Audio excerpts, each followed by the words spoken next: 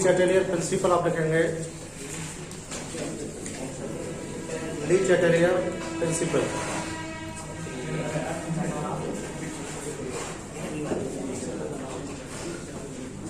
ली चैटेलियर principal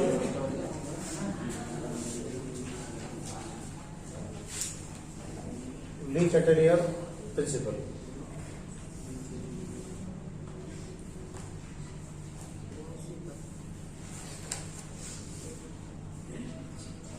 देखिए भाई, law of mass action आपको पढ़ाया था इससे पहले, और जो लॉ ऑफ मास एक्शन आपको स्टडी कराया उसमें मैंने आपको बताया at constant temperature the rate of reaction of any chemical reaction is directly proportional of their concentration. यानी किसी भी रासायनिक क्रिया का जो वेग होता है वो सदैव उसकी सांद्रता के समानुपाती होता है। अगर सांद्रता ज्यादा होगी तो वेग ज्यादा होगा, सांद्रता कम होगी तो वेग कम होगा। ये क्या था? ये जो है क्वांटिटेटिव एनालिसिस था रेट के लिए। रेट के लिए क्वांटिटेटिव एनालिसिस था, यानी मात्रा के आधार पर हम लोगों ने स्पष्ट किया कि रासायनिक क्रिया का जो वेग है वो कैसे परिवर्तित होगा। जब भी कभी मात्रा के आधार पर रासायनिक क्रिया के वेग परिवर्तन को स्टडी किया जाएगा, यानी क्वांटिटी बेस्ड पर जब भी कभी किसी केमिकल रिएक्शन में रेट की स्टडी की जाएगी या रेट चेंज को स्टडी किया जाएगा, तो हम लोग किससे कर सकते हैं? हम लोग कर सकते हैं लॉ ऑफ मास एक्शन से। लेकिन अगर क्वालिटेटिव एनालिसिस किया जाएगा, क्वांटिटेटिव और क्वालिटेटिव में डिफरेंस क्या होता है? क्वांटिटेटिव जो होता है वो क्वांटिटी पर बेस्ड होता है, यानी मात्रा पर आधारित होता है। जब कोई विश्लेषण हम लोग किस पे करते हैं? मात्रा के आधार पर करते हैं, तो उसे बोलते हैं मात्रात्मक आकलन, मात्रात्मक। और हम लोग उसे बोलते हैं क्वांटिटेटिव एनालिसिस, क्वांटिटेटिव एनालिसिस। एक होता है क्वालिटेटिव एनालिसिस। क्वालिटेटिव में क्या होता है? गुणात्मक एनालिसिस करते हैं हम लोग। तो ये जो कंसेप्ट मैं आपको पढ़ाऊंगा, ये कंसेप्ट 1914 में आया साइंटिस्ट ली चैटेलियर के द्वारा। और इस कंसेप्ट से हम लोग क्या पता कर सकते हैं? इस कंसेप्ट से हम लोग पता कर सकते हैं किसी भी रासायनिक क्रिया के लिए कितना टेम्परेचर फायदेमंद रहेगा, कितना प्रेशर फायदेमंद रहेगा और कितनी कंसंट्रेशन फायदेमंद रहेगी। ये जो एनालिसिस मैं आपको पढ़ाऊंगा इसमें क्वांटिटी का कोई वैल्यू नहीं होगा, इसमें केवल वैल्यू होगा क्वालिटेटिव। तो सर पूछेंगे आपसे, भाई जो आपने law of mass action study किया है और जो ली चैटेलियर प्रिंसिपल आपने स्टडी किया है, दोनों में फर्क क्या है? तो जो लॉ ऑफ मास एक्शन हम लोगों ने स्टडी किया है वो बेस्ड है मात्रा के आधार पर, यानी उसमें क्वांटिटेटिव एनालिसिस है। और जो ली चैटेलियर प्रिंसिपल हम लोगों ने स्टडी किया है वो बेस्ड है क्वालिटेटिव। कैसा है? क्वालिटेटिव। क्या कहा ली चैटेलियर ने? उसने कहा भाई ये N2 है, ये 3H2 है, रिवर्स एरो है, 2NH3 है, प्लस X क्लोजूर इसमें हीट है। उसने कहा हम लोग इस रिएक्शन के ऊपर टेम्परेचर का चेंज करें, अगर हम लोग इस पर टेम्परेचर का चेंज करते हैं तो इस रिएक्शन की जो रेट है वो 100% इफेक्टिव होगी। टेम्परेचर को बढ़ाने के बाद या तो इसकी रेट बढ़ जाएगी या फिर इसकी रेट क्या हो जाएगी भाई? घट जाएगी। उसने कहा अगर हम लोग इस रिएक्शन के ऊपर प्रेशर का चेंज करें, अगर हम लोग प्रेशर का चेंज करेंगे तो प्रेशर का चेंज करने के बाद या तो इसकी रेट बढ़ जाएगी या फिर घट जाएगी। उसने कहा अगर हम लोग कंसंट्रेशन चेंज करेंगे तब भी इस रिएक्शन का रेट घट जाएगा या फिर बढ़ जाएगा। उसने कहा ये सब फिजिकल फैक्टर हैं,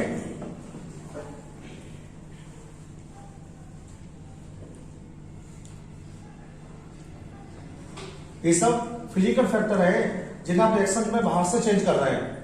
टेम्परेचर को हम लोग आउटसाइड चेंज कर सकते हैं, प्रेशर को आउटसाइड चेंज कर सकते हैं, कंसंट्रेशन को आउटसाइड चेंज कर सकते हैं। और जब किसी भी केमिकल रिएक्शन के ऊपर इन फिजिकल फैक्टर का चेंज किया जाता है तो इन फिजिकल फैक्टर के चेंज के बाद क्या होता है? इस केमिकल रिएक्शन पर कुछ ना कुछ फर्क तो जरूर पड़ेगा। देखिए जो भी फर्क पड़ेगा इस केमिकल रिएक्शन पर, टेम्परेचर चेंज का, प्रेशर चेंज का, कंसंट्रेशन चेंज का, जो भी इंपैक्ट पड़ेगा, जो प्रभाव पड़ेगा, ये केमिकल रिएक्शन सदैव उस प्रभाव से बचने का प्रयास करेंगे।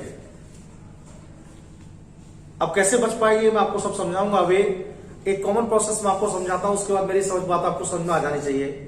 देखिए जब हम छोटे थे और अब भी हम बहुत बड़े नहीं है भाई, तो पापा हमें पीटते थे, कभी मम्मी पीट देते हैं, और जब मम्मी पापा हम लोग को पीटते तो क्या होता है, थप्पड़ हमारे गाल पर ही पड़ता है भाई।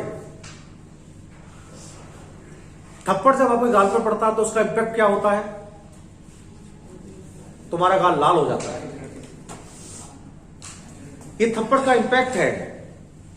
अगर थप्पड़ तेजी से पड़ा तो हमारे हाथ में जो काइनेटिक एनर्जी थी वो तेजी से हीट में कन्वर्ट हो गई। जितना थप्पड़ तेज पड़ेगा इतनी एनर्जी हीट में ज्यादा चेंज होगी और हमारा गाल जो होगा उतना ज्यादा लाल हो जाएगा। अब आप लोग क्या करते थे, उस इंपैक्ट को फेल करने के लिए या उस इंपैक्ट को रिलीज करने के लिए हम लोग क्या करते थे, हमारे पास एक ऑप्शन था, हम लोग अपने गाल को तुरंत रगड़ लेते थे ताकि ब्लड का सर्कुलेशन क्या हो जाए, ठीक से हो जाए भाई। तो जिस तरह से थप्पड़ पड़ने के बाद गाल लाल होता है और उस गाल को रगड़ने के बाद आप नॉर्मल कंडीशन में लाते हैं, बिल्कुल ठीक ऐसी बात ली चटर्जी ने कही। उसने कहा अगर किसी भी केमिकल रिएक्शन पर आप टेम्परेचर चेंज करेंगे, प्रेशर चेंज करेंगे, कंसंट्रेशन चेंज करेंगे, तो इन्हें चेंज करने के बाद केमिकल रिएक्शन पर कुछ ना कुछ फर्क, कुछ ना कुछ इंपैक्ट जरूर पड़ेगी। कुछ ना कुछ फर्क या कुछ ना कुछ इंपैक्ट जरूर पड़ेगी और केमिकल रिएक्शन इन इंपैक्ट से बचने का प्रयास करेगी। तो उसने एक जनरल स्टेटमेंट दिया। उसने कहा किसी भी रासायनिक क्रिया पर, किसी भी केमिकल रिएक्शन पर आप टेम्परेचर चेंज करें, आप प्रेशर चेंज करें, आप कंसंट्रेशन चेंज करें, इनके चेंज के बाद केमिकल रिएक्शन पर कुछ ना कुछ इंपैक्ट जरूर आता है, कुछ ना कुछ इंपैक्ट जरूर आता है। और जो इंपैक्ट आता है केमिकल रिएक्शन सदैव उन इंपैक्ट से बचने का प्रयास करती है और ऐसी डायरेक्शन में चली जाती है जहां पर इस पर इन फैक्टर का कोई इंपैक्ट ना पड़े। बात थोड़ी बड़ी हो गई है। ये कहा मैंने आपसे, यदि किसी रासायनिक साम्य पर भौतिक कारकों का परिवर्तन किया जाए, यदि किसी रासायनिक साम्य पर, यदि किसी इक्विलिब्रियम पर फिजिकल फैक्टर को चेंज किया जाए, तो फिजिकल फैक्टर को चेंज करने के बाद इस पर जो इंपैक्ट आएगी, इस पर जो प्रभाव आएंगे, ये केमिकल रिएक्शन उस प्रभाव से सदैव बचने का प्रयास करेगी, उस प्रभाव से सदैव बचने का प्रयास करेगी और ऐसी डायरेक्शन में चली जाएगी जहां पर इन प्रभावों का उस पर कोई फर्क ना पड़े। साइंटिफिक बात तो ये लिखनी है आपको। एग्जाम में जब आएगा तो आपको यही बताना सर के लिए, किसी भी रासायनिक साम्य पर जब भौतिक कारकों का परिवर्तन किया जाता है तो भौतिक कारकों के परिवर्तन के बाद किसी भी इक्विलिब्रियम पर जब फिजिकल फैक्टर का चेंज किया जाता है तो फिजिकल फैक्टर चेंज के बाद केमिकल रिएक्शन ऐसी डायरेक्शन में चली जाती है जहां पर इन फिजिकल फैक्टर से उत्पन्न होने वाले प्रभावों का उस पर कोई फर्क ना पड़े। क्या कह रहा हूं मैं, आप समझिए। मैं आपसे कह रहा हूं अगर कोई रिएक्शन आपके पास है और आपने उस रिएक्शन के ऊपर भौतिक कारकों को बदला है, आपने टेम्परेचर बदला है, आपने प्रेशर बदला है, आपने कंसंट्रेशन बदला है, तो जैसे ही आप लोग भौतिक कारकों को बदलेंगे तो भौतिक कारकों को बदलने के बाद उस रिएक्शन के ऊपर कुछ ना कुछ फर्क जरूर पड़ेगा और जो फर्क पड़ेगा उस फर्क से जो प्रभाव आएगा उस प्रभाव से केमिकल रिएक्शन बचने का प्रयास करेगी और ऐसी डायरेक्शन में चली जाएगी जहां पर कोई प्रभाव इस पर ना पड़े। बेसिकली मैं एक चीज आपको बताता हूं, अगर आप इतना बड़ा नहीं कहना चाहते हैं तो आप इसे शॉर्ट हैंड भी कर सकते हैं भाई। शॉर्ट हैंड कैसे कर सकते हैं हम लोग, देखो आपने जैसे कोई आपको पीटता है, सर ने पीटा आपको, मम्मी ने पीटा, पापा ने पीटा, तो पहला रिएक्शन आपका क्या होता है, आप उसका हाथ पकड़ने का प्रयास करते हैं। देखा ना आप लोगों ने, ये क्या है,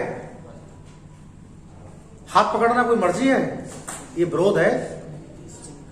जिस तरह से आप थप्पड़ का विरोध कर रहे हैं कि थप्पड़ आपको ना पड़े, उसी तरह से केमिकल रिएक्शन भी अपने ऊपर होने वाले फिजिकल चेंजेस का अपोज करती है।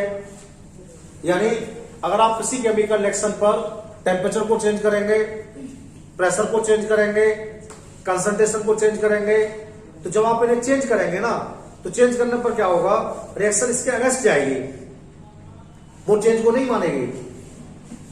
तो आपको ये भी कह सकते हैं सर से कि कोई भी इक्विलिब्रियम अपने ऊपर होने वाले फिजिकल फैक्टर चेंजेस को, कोई भी इक्विलिब्रियम अपने ऊपर होने वाले फिजिकल फैक्टर चेंजेस को ऑलवेज अपोज करता है। दो बातें हो गई। यदि किसी इक्विलिब्रियम पर फिजिकल फैक्टर का चेंज किया जाएगा तो फिजिकल फैक्टर के इंपैक्ट को डिनाई करने के लिए इक्विलिब्रियम ऐसी डायरेक्शन में मूव हो जाएगा जहां पर इन फिजिकल फैक्टर का कोई भी इफेक्ट उसके ऊपर ना पड़े। अथवा क्या कह सकते हैं हम लोग, कह सकते हैं कि कोई भी इक्विलिब्रियम अपने ऊपर होने वाले फिजिकल फैक्टर का सदैव अपोज करता है। अगर फिजिकल फैक्टर का चेंज आप करेंगे, कोई भी रासायनिक क्रिया उसका विरोध करती है सदैव, नहीं करेंगे तो है हम लोग। तो अब मुझे आपको समझाना है कि कहां पर आप टेम्परेचर ज्यादा दे सकते हैं, कहां आप प्रेशर ज्यादा दे सकते हैं, ये सब नीचे ने बताया। तो सबसे पहले आपको एनालिसिस कराएंगे इस कंसेप्ट के अकॉर्डिंग टेम्परेचर से रासायनिक क्रिया कैसे बच पाएगी। उसके बाद आपको पढ़ाएंगे प्रेशर के बारे में, उसके बाद आपको पढ़ाएंगे कंसंट्रेशन के बारे में।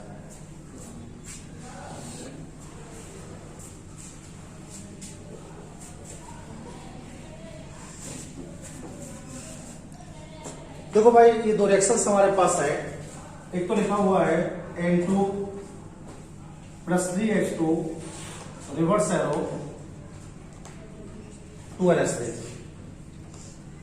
दूसरा रिएक्शन हमारे पास है PCl5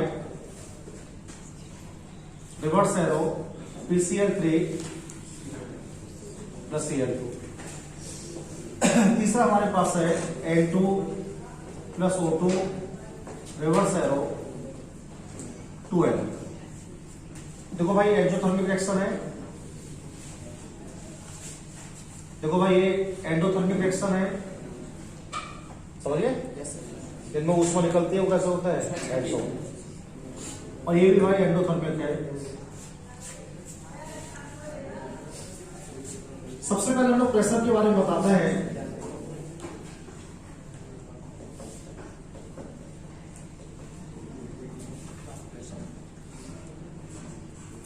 प्रेशर इफेक्ट को हम लोग कैसे एक्सप्लेन करेंगे।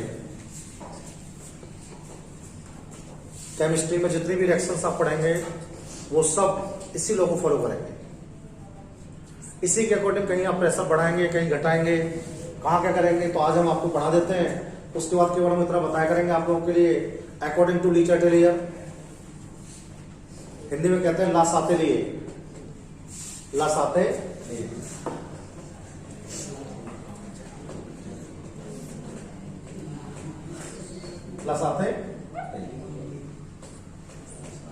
लासाते तो याद नहीं रखेंगे आप लोग, जिससे आप ली चैटेलियर याद रखेंगे। क्या रखेंगे, ली चैटेलियर।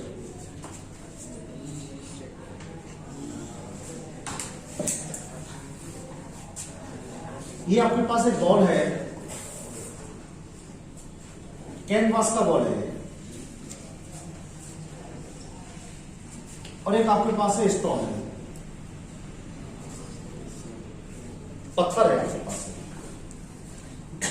बहुत ही इजी बात है, बहुत ध्यान सुनना आपके बेटे सब। कैनवास का मतलब होता है क्रिमिच कहते हैं हम लोग इसे। एक बॉल आता था पहले, अब भी आता है, जिससे हम लोग खेला करते थे स्कूल में, घर पर भी खेलते हैं। और बड़ा कुचलता है, गद्दे वाला बॉल कहते हैं लोग घर में से, है ना। कैनवास का बॉल आपके पास है, एक उतना ही बड़ा पत्थर आपके पास है। और मैंने क्या कहा आपसे, मैंने कहा भाई कि इन दोनों के ऊपर हम लोगों के लिए 1000 mm का मैंने प्रेशर लगाया इस पर, 1000 mm का। और जब मैंने इसके ऊपर प्रेशर को अप्लाई किया, तो प्रेशर को अप्लाई करने के बाद मैंने पूछा कि इन दोनों का रिएक्शन क्या है। तो आपने मुझे बताया कि सर कैनवास का जो बॉल था, जैसे ताप बढ़ता गया, कैनवास का बॉल छोटा होता गया, और दाब बढ़ाया तो और छोटा हो गया, और दाब बढ़ाया तो और छोटा हो गया, और दाब बढ़ाया तो और छोटा हो गया। मैंने कहा प्रेशर रिमूव करने के बाद क्या हुआ? आपने बताया सर जैसे ही प्रेशर को रिमूव किया तो प्रेशर को रिमूव करने के बाद कैनवास का जो बॉल था वो अपनी मूल अवस्था में वापस चला गया, यानी जो बेसिक कंडीशंस थी उस बेसिक कंडीशन पे रिटर्न हो गया। मैंने सवाल पूछा आपसे कि दाब लगाने पर तो इसे टूट जाना चाहिए था, तो भाई दाब लगाने पर क्यों नहीं टूटा? ये बताइए क्यों नहीं टूटा?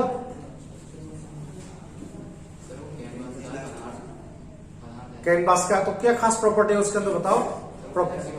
राइट, वो फ्लेक्सिबल होगा और फ्लेक्सिबल होने से उसमें अपना वॉल्यूम कम करने की टेंडेंसी है, अपना वॉल्यूम कम करने की टेंडेंसी है।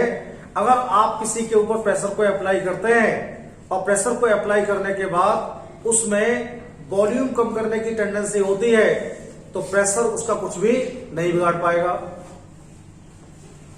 प्रेशर बढ़ाने के बाद आयतन कम होना चाहिए। अगर प्रेशर बढ़ाने के बाद आयतन कम हो रहा है तो ऐसी कंडीशन में आप ज्यादा प्रेशर दे सकते हैं। तो कहां ज्यादा दाब लगा सकते हैं हम लोग? कहां ज्यादा प्रेशर लगा सकते हैं? प्रेशर को वहां पर ज्यादा लगा सकते हैं जहां पर आयतन क्या हो रहा है? कम हो रहा है। अब भाई पत्थर में क्या हुआ? स्टोन के टुकड़े टुकड़े हो गए। मैंने पूछा स्टोन के टुकड़े क्यों हो गए, तो आपने बताया सर ये फ्लेक्सिबल नहीं था। और फ्लेक्सिबल नहीं था तो क्या था? इसमें अपने वॉल्यूम को कम करने की क्षमता नहीं थी, और जिनमें अपना वॉल्यूम कम करने की क्षमता नहीं होती है वो ज्यादा दाब को नहीं झेल पाते हैं। तो क्या कहा लीचेटेली ने कहा अगर किसी प्रोसेस में आप प्रेशर को बढ़ाएंगे तो उस प्रोसेस में वॉल्यूम कम होना चाहिए। अगर किसी प्रोसेस में आप प्रेशर को बढ़ाएंगे तो उस प्रोसेस में वॉल्यूम कम होना चाहिए, तो उस प्रेशर से आपको फायदा होगा। अगर वॉल्यूम बढ़ रहा होगा तो फिर आपको क्या होगा? नुकसान हो जाएगा। तो कहां फर्क नहीं पड़ेगा प्रेशर का? प्रेशर का फर्क वहां नहीं पड़ेगा जहां पर आयतन कम हो रहा होगा, और जहां पर वॉल्यूम बढ़ रहा होगा वहां पर प्रेशर का फर्क पड़ेगा और आपको नुकसान होने वाला है। बात समझ में आ गई मेरी आपको? भाई कहां ज्यादा प्रेशर दे सकते हैं हम लोग बताओ? जहां वॉल्यूम कम हो रहा होगा। और कहां कम प्रेशर देंगे हम लोग? जहां वॉल्यूम। अब जैसे ये रिएक्शन लिखे हुए हैं आपके पास, चेक करो आप लोग। भाई एक वॉल्यूम तो नाइट्रोजन है आपके पास, 3 वॉल्यूम आपके पास हाइड्रोजन है। कितना वॉल्यूम हो गया टोटल? 4। तो यहां पर जो अवकारक आपके पास है, जो रिएक्टेंट आपके पास है, उनका वॉल्यूम 4 है। और कितना बनना है आपके पास? 2। तो 4 से 2 बनना है। तो हम घट रहे हैं बढ़ रहे हैं? घट रहे हैं। तो दाब का रहेगा इसमें ज्यादा बढ़िया रहेगा। अगर किसी केमिकल रिएक्शन में वॉल्यूम घट रहा है तो उसमें ज्यादा दाब दे सकते हैं। तो यहां पर क्या हो रहा है? 3 और 1 4 वॉल्यूम तो आपके पास ये है इधर, और 2 आगे है, तो 4 से 2 हो रहा है। तो इसका मतलब दाब क्या हो रहा है? हमारा आयतन क्या हो रहा है? घट रहा है। और आयतन अगर घट रहा है तो प्रेशर क्या होगा इस रिएक्शन में? प्रेशर इसमें हाई दे सकते हैं आप, फायदा होगा आपको। अब इस वाले पर कंसीडर करो आप लोग।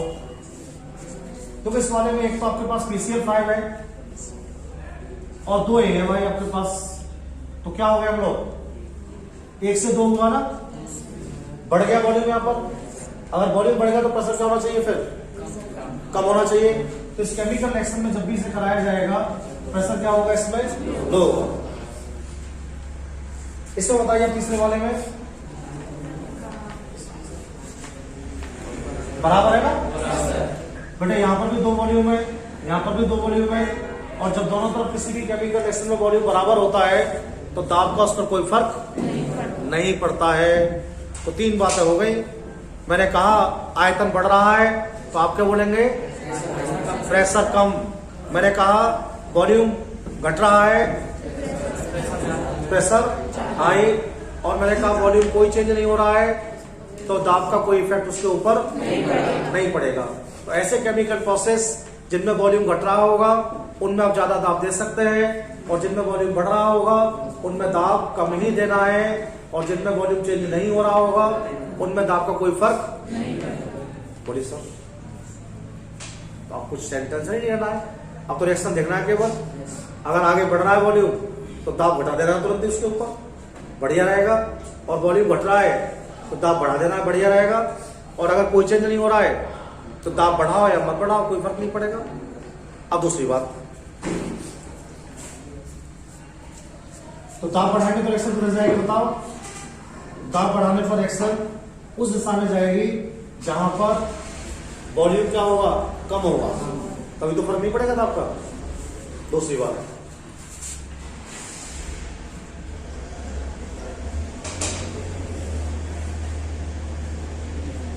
भाई टेम्परेचर इफेक्ट बताएंगे आपके लिए। टेम्परेचर इफेक्ट कैसे निकाला करेंगे हम लोग, ये बड़ा इंपॉर्टेंट सवाल है। और टेम्परेचर इफेक्ट को जब लोग फाइंड आउट करेंगे, दो प्लॉट हमारे पास है।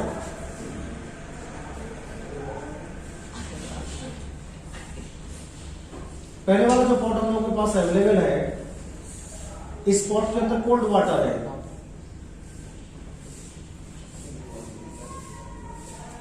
और दूसरे वाले पॉट के अंदर हॉट वाटर हम लोगों के पास है। भाई एक में कोल्ड वाटर आपके पास है, एक में हॉट वाटर आपके पास है। मैंने आपसे कहा कि दोनों को कौन से गर्म में करना चाहूं तो कौन से फायदा रहेगा बताओ? अगर दोनों में से मैं किसी एक को गर्म करना चाहूं तो आप कौन से गर्म करना चाहेंगे? गर्म पानी गर्म करना चाहेंगे, ठंडे वाले को गर्म पानी को गर्म करना चाहेंगे? थोड़ा दिमाग का यूज करो। मैं क्या पूछ रहा हूं? मैं पूछ रहा हूं आपके लिए, एक तो ठंडा पानी आपके पास है, एक गर्म पानी आपके पास है, हॉट वाटर आपके पास है, कोल्ड वाटर आपके पास है।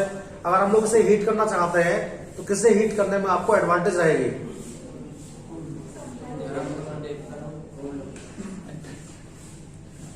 तो गर्म पानी को गर्म करना चाह रहे हैं आप,